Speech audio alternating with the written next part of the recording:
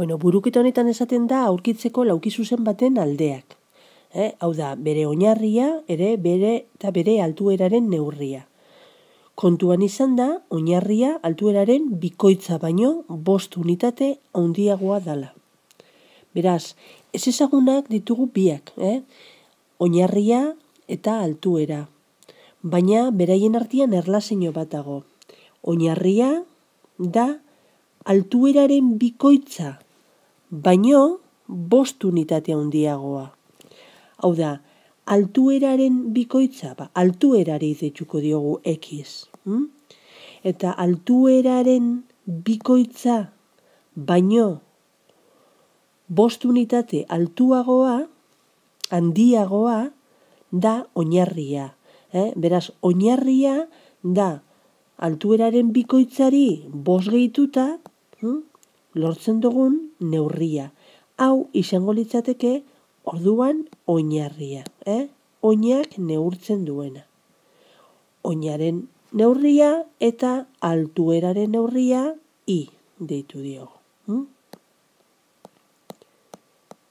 Hori da aurkezpena. Beraz, 2x gehi 5 hemen ipinita, segitzen dugu irakurtzen eta esaten dabe azalera 33 zentimetro karratukoa dala. Jakin behar duzu, oina bider altuera eginda, ero altuera bider oina biderkatuta, lortzen dugu laukiaren azalera. Eta horrek ematen dau 33. Beraz, ekuazioa geratzen dana da, parentesi hauek burututa gero, biderkatuta gero, x bider 2x, 2x karratu, gehi 5x. Berdin, 33.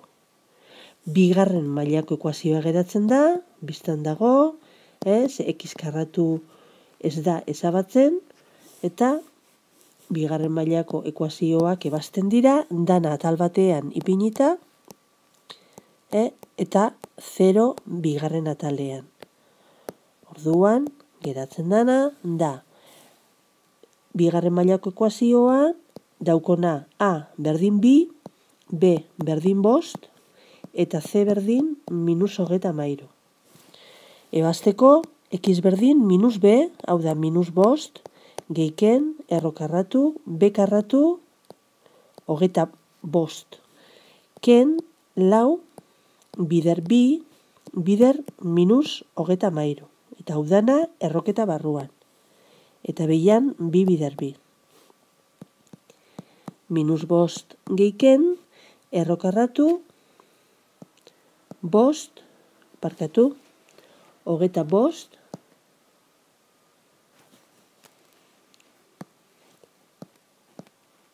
gehi 274. Zati 4. Berdin, -5 gehiken 17, zati 4. Lehenengo soluzioa, -5 gehi 17, 12.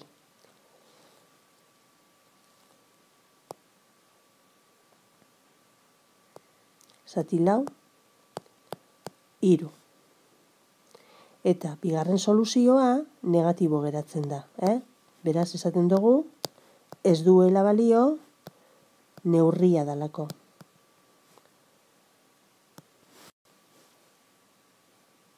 Beraz, ariketa ez da amaitu.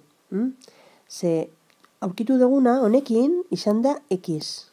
Beraz, x berdin 3, badakigu orain, altuera 3 zentimetrokoa dala. Baina oina, etorriko gara onera, oina da 2 aldiz altuera gehi 5. Beraz, oinak 6 gehi 5, 11 zentimetro dauko. Eta horrek dira eskatutako neurriak. Altuera eta oina.